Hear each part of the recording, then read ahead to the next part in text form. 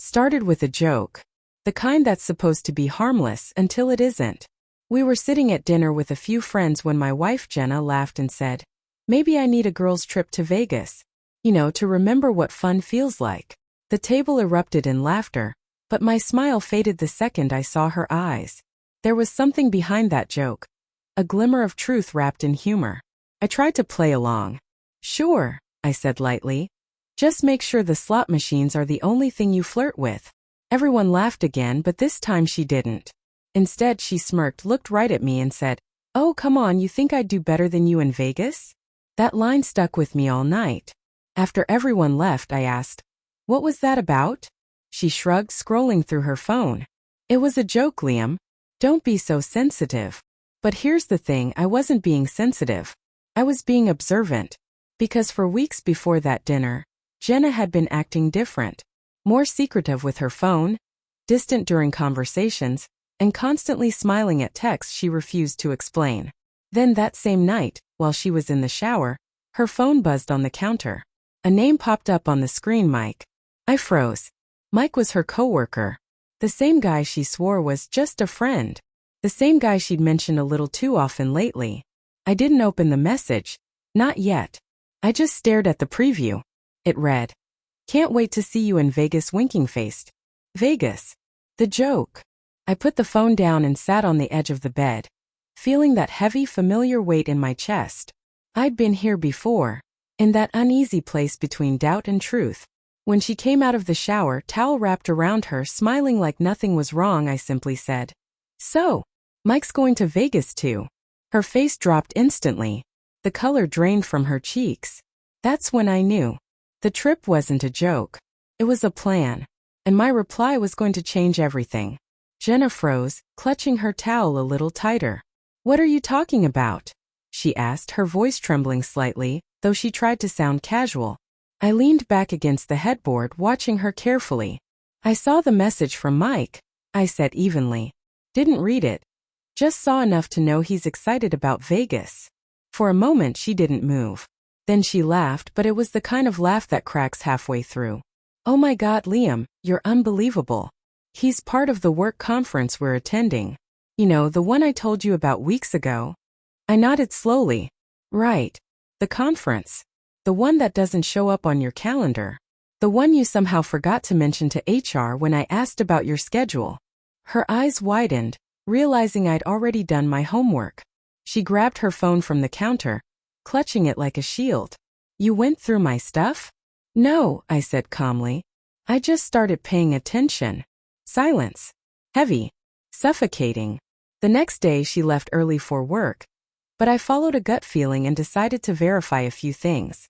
A call to her office confirmed what I already suspected. There was no conference scheduled in Vegas. In fact, no one from her department was traveling that week at all.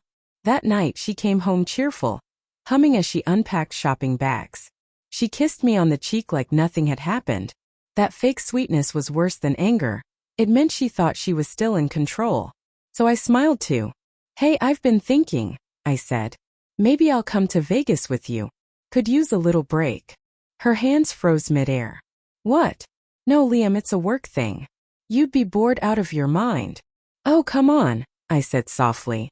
"It could be fun. Besides, Mike might need someone to keep him company when you're busy." Her eyes shot up, panic flickering across her face. For a second I thought she might drop the act, confess, maybe even apologize. But instead she forced a shaky smile. "You're overreacting." "Seriously?" I nodded, still smiling. "Maybe." But inside I'd already made up my mind. I wasn't going to argue anymore. I was going to show her what overreacting really looked like. 2 days later she left for Vegas, suitcase rolling, smile rehearsed, goodbye kiss mechanical. I watched her car disappear down the street and waited. Not with anger this time, but with a kind of cold, focused calm that comes when you've already accepted what's coming. I had installed a tracking app on her phone months ago. Not out of paranoia, but because she'd once lost it at a restaurant. Now it showed her flight time and destination in real time. Except it didn't stop in Vegas. It stopped in Los Angeles. I remember staring at that map, at the little blinking dot moving across the screen, and feeling something inside me harden. It wasn't heartbreak, not anymore. It was the quiet confirmation that I'd been right all along. I waited a few hours, then sent her a text. Hey, how's Vegas? Tell Mike I said hi. The message was delivered but not read. Then 15 minutes later 3 dots appeared. Then disappeared. Then appeared again. And finally a single reply came through. Why would you say that? No denial. No confusion. Just fear. I smiled to myself. Because, I replied, he just tagged you in a story. Wrong location. Seconds later, her typing bubble flickered on again. Then vanished completely. Then came the call, her voice frantic, whispering, Liam, please don't do anything stupid. It's not what you think. What I think. I said quietly. You lied, Jenna. Again. But don't worry. I'm not doing anything stupid. I'm just packing. There was a long pause. I could hear traffic, maybe the hum of a hotel lobby behind her. Packing for what? She asked, her voice trembling. For a new start, I said, then hung up. By the time she came home the next evening, she found an empty house. Half her things packed neatly in boxes, her key on the counter, and a printed copy of Mike's tagged photo waiting on the table. She'd been smiling in it. Same outfit she wore that morning she left. Same smile that used to mean love, now just a mask. That night she called again and again, but I didn't answer. Because sometimes silence says what words can't. You broke something you can never fix.